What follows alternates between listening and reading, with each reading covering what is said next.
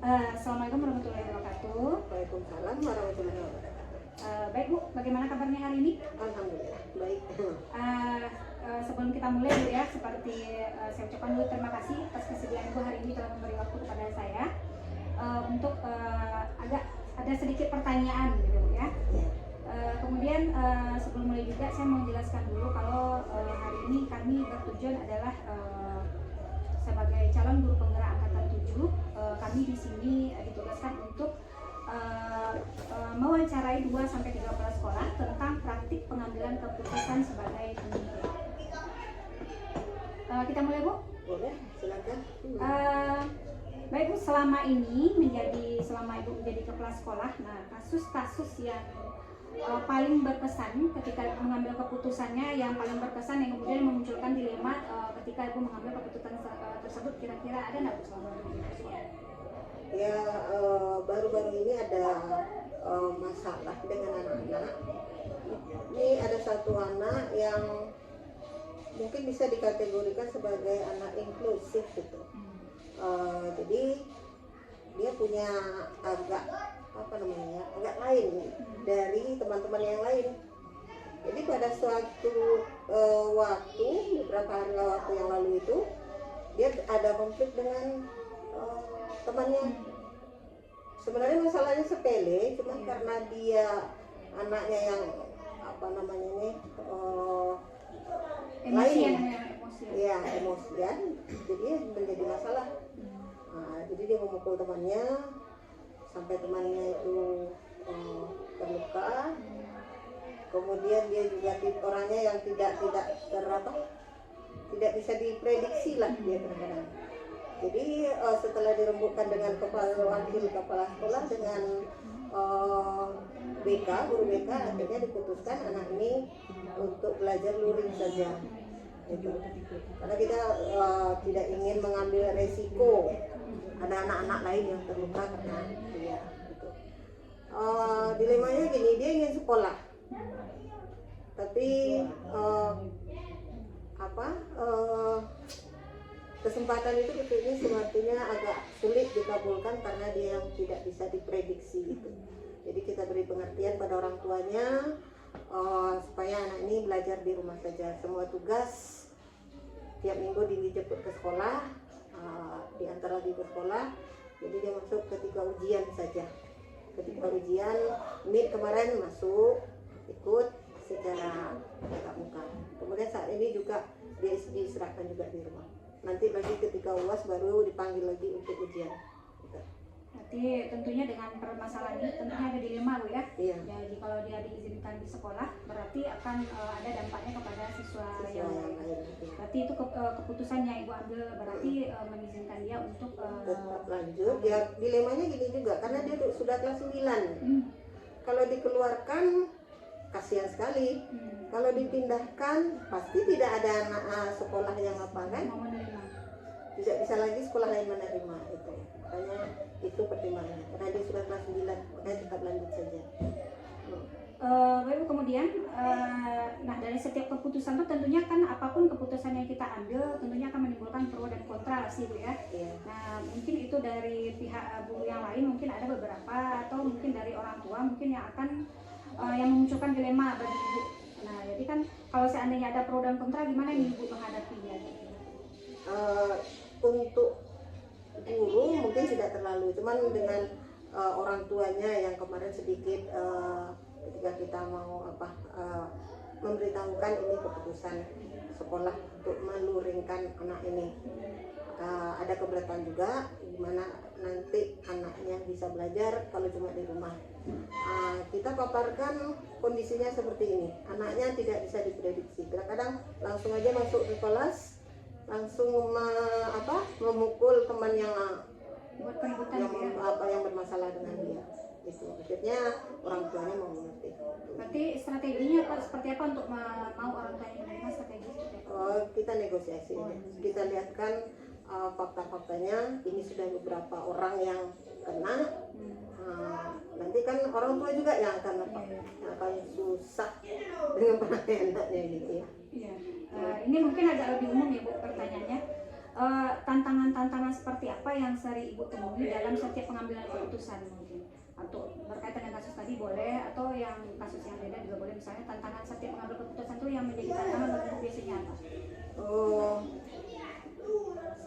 Keputusan itu mutlak kalau kepala sekolah, cuman di balik keputusan itu kan harus banyak pertimbangan.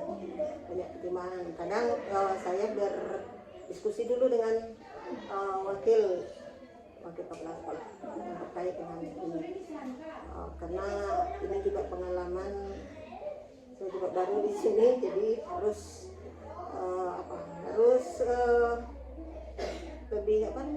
lebih selektif, lebih mendalami, misalnya masalahnya apa dulu, didalami dulu, latarnya apa dulu, kenapanya dulu gitu. Nah, kemudian dalam setiap permasalahan atau kasus-kasus yang terjadi itu, apakah Ibu misalnya menyelesaikannya langsung saat itu, atau Ibu ada aturan atau prosedur tertentu untuk menyelesaikannya dulu? Seperti yang kemarin itu, untuk contohnya anaknya tadi itu, ketika dia bertindak anarkis ke temannya itu, kita memang langsung hubungi orang tuanya. Kita sampaikan kejadiannya. Nah, kemudian setelah itu baru kemudian untuk penanganan lebih lanjut baru kita diskusikan di sekolah itu. Berarti tergantung permasalahan Bu ya, kalau memang harus diselesaikan saat itu diselesaikan, kalau yang bisa diperbincangkan dulu, ditenangkan dulu gitu ya. Oke. Kemudian dalam setiap keputusan yang Ibu ambil tuh tentunya ada orang-orang yang Ibu libatkan. Nah, kira-kira yang Ibu libatkan dalam setiap mengambil keputusan itu siapa-siapa saja? Di samping wakil, kalau ini untuk kepentingan bersama, tentu kita juga minta pendapat dari kawan-kawan. Apakah apakah keputusan ini atau pilihan ini sudah bisa kita jalankan. Tapi yang namanya keputusan tetap di kepala sekolah. Kita mendengarkan dulu dari aspirasi kawan-kawan itu. Nah, kemudian untuk permasalahan atau kasus-kasus yang Ibu hadapi, apakah Ibu siap? Nah, kan kita kan namanya zaman sekarang kan udah canggih Bu ya. Jadi kan kita tidak bisa menghambat atau melarang orang lain tiba-tiba nanti suatu masalah itu terpublikasi. Nah, mungkin yang media cetak atau media sosial. Nah, kira-kira Ibu siap nggak kalau misalnya masalah anak yang tadi terpublikasi di media sosial atau media cetak, bagaimana Ibu menyikapinya? Siap nggak Ibu? Atau menyikapinya seperti apa? Kemarin juga ada kasus itu yang sampai terpublikasi, cuman untungnya cepat kita handle, cepat kita tarik, bukan berita ya, cuman sekedar kemarin itu video ya. Kemudian kita undang orang tuanya untuk menjelaskan apa sebenarnya yang terjadi. Sebenarnya penjelasan yang kita perlukan ke orang-orang itu untuk mengklarifikasi sebenarnya ada apa gitu. Kadang-kadang yang dilihat di media sosial itu belum tentu memang seperti itu, ya kan? Kadang itu adalah rekayasa atau apa gitu. Ya, kadang kan ya berita itu kan dengan cepat bisa tersebar Bu ya. Jadi mungkin itu berarti siap atau tidak siap, apapun keputusan yang akan kita ambil berarti kita konsekuensinya tuh sudah tahu Bu ya. Oke, mungkin ini pertanyaan terakhir Bu. Dari semua permasalahan, dan kasus-kasus yang sudah Ibu lewati sebagai kepala sekolah penyelesaiannya, tentunya kami butuh pesan atau kesan bagi Ibu, kira-kira untuk kami guru penggerak ini bagaimana caranya untuk pengambilan keputusan itu, seperti apa harusnya bertindak langkahnya? Iya, yang namanya keputusan itu adalah wewenang seseorang. Kalau dia kepala sekolah ya wewenang kepala sekolah. Jadi untuk guru penggerak, untuk pengambilan keputusan sebagai pemimpin itu memang wewenang kita, cuma dibalik itu harus dipelajari dulu latar belakang suatu kondisinya gimana. Jadi kita pikirkan juga apakah keputusan kita ini nanti bisa berjalan dengan baik atau akan menimbulkan kontra lagi gitu. Tentunya kan setiap keputusan kita ambil itu kan ada dilemanya Iya, gitu ya. Nah, jadi Jadi mana yang terbaiknya, mana yang lebih berpihak kepada yang apa namanya ini, yang lebih berguna ya, gitu ya maksudnya. kebenarannya. Bapak Ibu, saya ucapkan terima kasih karena telah bersedia diwawancara Bu ya. Sama-sama Bu Eka.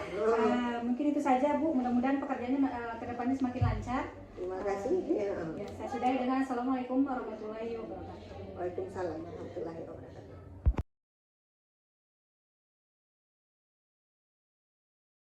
Assalamualaikum warahmatullahi wabarakatuh. Waalaikumsalam warahmatullahi wabarakatuh. Apa kabar Ibu? Alhamdulillah. Alhamdulillah sehat.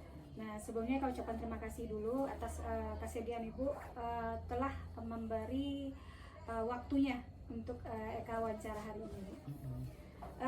Di sini maksud Eka wawancara adalah kebetulan kan Eka dari angkatan guru penggerak angkatan ke-7. Nah, kami di sini diminta sama tim CGP, tim Balai Guru Penggerak untuk mewawancarai 2-3 kepala sekolah mengenai praktik pengambilan keputusan sebagai seorang pemimpin. Nah, jadi itu tujuan Eka kemari hari ini. Kita mulai ya Bu ya. Ya, silakan. Nah, selama Ibu menjadi kepala sekolah, udah lama Bu ya? Udah berapa tahun Bu? Masuk 7 tahun. Masuk 7 Masuk tahun. 7 tahun. Lumayan lama Bu ya? Udah tergolong lama. Nah, jadi selama Ibu jadi kepala sekolah ini kira-kira kasus yang paling berkesan dalam penyelesaian Ibu, kasus-kasus atau permasalahan yang menurut Ibu penyelesaian itu paling berkesan gitu Bu, yang mungkin menimbulkan dilema dalam pengambilan keputusannya gitu. Kalau diambil keputusan seperti ini akan tersudut satu pihak ini misalnya, enggak diambil dia harus gitu. Mungkin apa ada Bu? Untuk anak atau untuk guru bagusnya? Sebaiknya guru. Maksudnya siswa. Kasus Siswa, yang kasus. boleh guru, sebenarnya boleh guru, boleh siswa, terserah Ibu. Cuma yang paling berkesan lah. Gitu. Yang membuat Ibu dilema ketika mengambil keputusan tersebut. Gitu. Kalau kasus siswa sebetulnya dilema tidak, cuman mungkin yang agak berkesan itu ada anak kita yang kasus baru itu rasanya kan kebetulan anak kita ini kan anak yatim. Iya. Dia mualaf, ayahnya dulu seorang Kristen, kemudian ayahnya meninggal, pindah ke kampung karena ibunya dulu adalah seorang muslim, jadi dia masuk muslim kembali. Ternyata anak ini setelah di kampung, setelah ayahnya meninggal itu entah kenapa, mungkin entah merasa kecewa atau gimana, jadi dia kurang dapat perhatian mungkin dari keluarga atau bagaimananya, sehingga pernah suatu saat dia menyatakan bahwasanya dia itu tidak makan selama 3 hari. Jadi setelah disampaikan itu dia pusing di sekolah gitu. Maka sejak saat itu kami jadikanlah dia sebagai anak asuh. Namun nampaknya untuk menjadikan dia sebagai anak asuh itu tidak menjadi solusi penyelesaian masalahnya. Dan ternyata juga dia itu sudah dapat bantuan dari dinas sosial. Namun suatu waktu karena mungkin ada masalah, namanya anak-anak mungkin dilarang oleh keluarganya untuk mengerjakan suatu perbuatan yang keluarga mungkin merasa itu tidak baik, dia lari dari rumahnya. Pas dia lari dari rumah inilah waktu itu dikeluarkanlah oleh salah seorang warga di Manggung, bahasanya anak ini mau lari dari rumahnya, sudah berjalan kaki dari Dalik ke Manggung. Kalau kita lihat mungkin jaraknya sudah lebih dari 10 kilo, hampir 12 kilo dia jalan. Disitulah ditemukan keluarga masyarakat, dan salah seorang masyarakat itu yang menemukan adalah wali kelas di SMP 3 Lubuk Sekaping. Tapi dapat cerita waktu itu. Iya, jadi wali kelas SMP 3 Lubuk Sekaping inilah yang menghubungi saya waktu itu. Bu, ada anak ibu yang lari dari rumah, rencananya mau jalan sampai Bukit Tinggi, mau cari kerja kan seperti itu. Akhirnya saya jemputlah anak itu waktu itu dan dibawa pulang. Nah besoknya baru diselesaikan di sekolah. Waktu itu dihubungilah semuanya dari dinas sosial, perlindungan anak, wali nagari, jorong, dan dinas pendidikan. Maka di sini dicarilah penyelesaian terbaik untuk anak ini, bagaimana bagusnya ke depannya agar anak ini tetap sekolah. Waktu itu memang ada pro kontranya, tidak begitu nampak kan. Cuman mungkin keluarga kurang merasa enak, kurang merasa nyaman karena anak pergi dari rumah, tentu keluarga merasa nama keluarganya tentu tidak baik. Namun dari segi kita selaku pendidik, dari pihak dinas sosial, dari perlindungan anak, tentu anak ini harus diselamatkan. Jadi waktu itu, hari itu maka dibuatlah suatu kesepakatan bahwasanya anak ini untuk beberapa saat dulu tidak dipulangkan ke keluarganya, tetap bersama ibu sampai ada solusinya, dan akan dicarikan panti asuhan tempat menitipkan anak ini. Lebih kurang 15 hari lah dia berada di rumah. Setelah itu baru dapat panti asuhan yang punya pemerintah yang di Ibu Alun, PAASBR namanya. Itulah jalan terakhir anak itu dititipkan di situ, diantar ke situ, saya antar ke situ bersama keluarganya, bersama dinas sosial. Mungkin yang kasus terbaru yang rasanya yang agak sedikit jadi beban, Bu ya. Agak sedikit jadi beban. Bebannya seperti ini. Anak ini setelah dititip ke situ sampai saat ini masih menghubungi kita. Tadi pun masih kan sekarang mau libur lebaran. Dia tidak mau pulang ke rumah keluarganya, mau pulang ke rumah kita. Sementara kita juga tidak bisa menampungnya selama itu kan. Jadi mungkin ini sampai saat ini kan masih dilema itu namanya. Iya. Ini mungkin jadi suatu nama bagi kita ke depannya, jadi perhatian lah bagaimana sikap kita ke depannya untuk anak-anak yang seperti ini. Keluarga pun, kalau sekarang keluarga kan masih neneknya, antinya yang mengasuhnya. Tentu ante dan nenek ini juga tidak mampu. Kalau di panti pun tentu anak seperti ini juga kelakuannya mungkin tentu tidak akan selalu bagus. Ada mungkin tak bagusnya. Jadi itu mungkin kalau menurut ibu, selama ibu jadi kepala sekolah, mungkin itu yang kasus yang rasanya dengan anak lah yang kasihan. Kita melihat anak bagaimana ke depannya nasibnya. Kalau sekarang sudah di panti, alhamdulillah lah. Kalau nanti baik, kelakuannya tetap di situ. Mana nanti tahu dia berubah sikap, panti tak sanggup lagi, bagaimana mungkin ke depannya. Itu mungkin yang jadi dilema dalam apanya. Berarti ibu mengambil keputusan tersebut sangat solutif berarti ibu ya, penyelesaiannya sebagai pimpinan, dibantu dengan oleh teman-teman dengan dinas terkait lainnya kan. Kalau biasanya kan kita kalau satu kasus itu paling penyelesaian dengan dinas pendidikan saja. Kalau yang anak ini sudah banyak dinas, instansi lain, sudah dengan perlindungan anak, sudah dengan dinas sosial, sudah dengan dinas pendidikan, wali nagari, jorong kan, sudah banyak yang terkait di situ gitu. Berarti kalau menurut pandangan kita, keputusan yang ibu ambil itu sebenarnya sudah mempertimbangkan dari segala sisi berarti ibu ya. Kemudian kira-kira dari keputusan yang ibu ambil tersebut kan tentunya ada tantangan-tantangan yang sering ibu temui dalam, kan setelah kita ngambilkan keputusan itu pasti ada tantangannya gitu. Kira-kira apa yang paling menjadi tantangan sama ibu? Tantangannya mungkin tidak banyak, cuman ada ketika seperti itu orang beranggapan mengapa tidak diasuh saja oleh ibu kepala sekolahnya. Kan ya kan pro kontranya pasti ada Bu ya. Ambil sajalah oleh kepala sekolah diasuh. Tentu mengasuh itu tidak semudah itu kan. Dia punya orang tuanya tadi mana, yang adanya kakeknya, tentu neneknya, kakeknya, tentu kita tidak semudah itu. Dan kalau mengasuh anak itu kita juga punya keluarga, kan masih punya tanggungan gitu kan. Mungkin itu yang tantangannya Bu ya. Kenapa tidak ibu aja yang mengasuh, kan anak itu mau sama ibu gitu kan.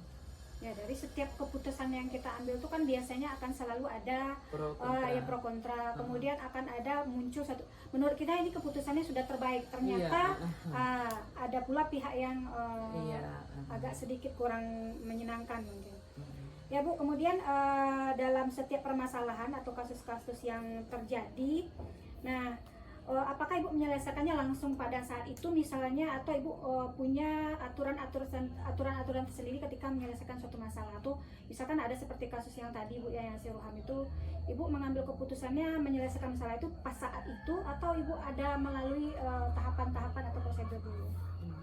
Kalau itu tergantung masalahnya sebetulnya kan. Mungkin kalau masalah itu harus diselesaikan cepat, diambil cepat. Tapi ada kalanya masalah itu perlu dulu didiamkan. Contoh lah mungkin ada dua orang yang berselisih, yang keduanya sama-sama emosi. Nah kan tentu tidak mungkin saat itu diselesaikan. Tunggulah dulu, tenang dulu, mungkin besok bisa diselesaikan. Tapi kalau kasus seperti Roham ini kan tidak bisa, harus hari itu diselesaikan. Baik Bu, kemudian dalam setiap Ibu mengambil keputusan ini, kira-kira siapa yang sering Ibu libatkan? Mungkin guru atau bagaimana, atau siapa yang melibatkan biasanya? Kalau dalam pengambilan keputusan ini, biasanya yang pertama itu dihubungi adalah kalau menyangkut anak itu tetap dengan komite. Kalau dengan guru tetap dihubungi kepada dinas pendidikan. Tidak bisa mengambil keputusan itu kalau umpamanya belum lagi minta pertimbangan kepada komite dan kepada dinas. Pihak Mungkin dinas diambil pendidikan. keputusan sendiri Bu ya, Iya, berarti ada pihak-pihak yang terlibat. Ada pihak terlibat, pasti kita konsultasi dulu. Jadi dalam apapun itu tetap konsultasi dulu. Kalau masalah anak nanti konsultasinya ke komite terlebih dahulu. Mungkin Bu, berikutnya untuk permasalahan atau kasus-kasus yang Ibu hadapi, apakah kira-kira Ibu kalau seandainya, nah kita kan tidak bisa menghambat orang atau menghindari, bisa suatu saat masalah ini terpublikasi mungkin di media sosial atau di media cetak, kira-kira Ibu merasa nyaman enggak gitu kalau misalnya ada suatu permasalahan di sekolah? Tergantung masalahnya kan. Kalau umpama masalah itu memang sudah diketahui seperti kasus Roham ini kan semuanya orang tahu. Awalnya dia pergi itu sudah diposting kan. Tentu kita juga tidak bisa menutupnya lagi, sudah tahu. Tapi kalau hal-hal yang prinsip, tentu kalau dapat jangan dipublikasikan dulu. Mungkin diselesaikan secara di sekolah.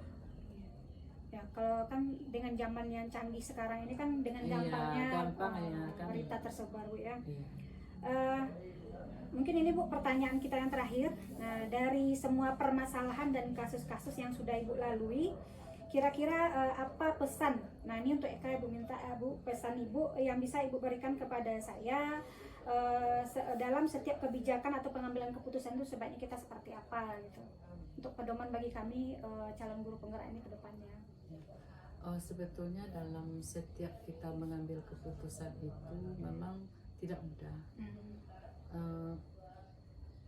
Jangan dulu kalau kita mau mengambil keputusan, sebaiknya dengarkan dulu pendapat orang-orang yang berada di sekitar kita. Karena baik menurut kita belum tentu baik menurut orang lain, atau baik menurut orang lain belum tentu baik menurut kita. Kita mesti dulu mendengarkan inspirasi pendapat yang ada di sekitar kita. Dari inspirasi itu silakan pilih mana rasa yang terbaik. Namun kita mengambil keputusan itu tidak berdasarkan enak menurut orang saja, gitu. Tapi memang kita memikirkan bagaimana manfaatnya, mana yang lebih baik, banyak manfaatnya, itu yang diambil keputusan. Kalau kita ingin semuanya orang senang, tidak akan ada. Apapun yang kita ambil tidak akan semuanya orang senang, dan juga tidak akan semuanya orang tidak senang. Pasti ada yang senang, ada yang tidak. Nah, jadi dalam pengambilan keputusan ini memang kita memilih, kalau Ibu lebih memaparkan mana yang lebih baik manfaatnya, nah itu yang diambil keputusan. Berarti apapun keputusan yang kita ambil itu intinya kita harus siap dengan segala konsekuensinya, berarti harus siap dengan segala konsekuensi. Kemudian apapun keputusan yang kita ambil berarti kita harus bertanggung jawab, kan gitu. Bertanggung jawab, ya. Baik Bu, Sekarang Eka ucapkan terima kasih karena Ya. Ibu telah menyediakan waktunya untuk Eka wawancara. Mudah-mudahan pekerjaan Ibu kedepannya lebih lancar. Apapun namanya hidup pasti ada masalah Bu ya. Ya. Jadi mungkin itu saja. Assalamualaikum warahmatullahi wabarakatuh. Waalaikumsalam warahmatullahi wabarakatuh. Ini terang ngasar Bu. Hai. Hai. Parami ini Bu.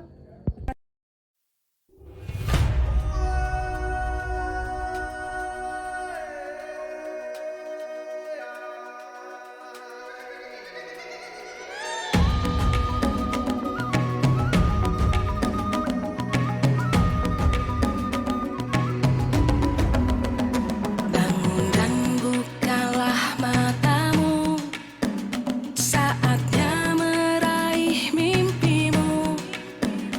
Arahkan pandangan ke depan, Tuhan kan menuntunmu.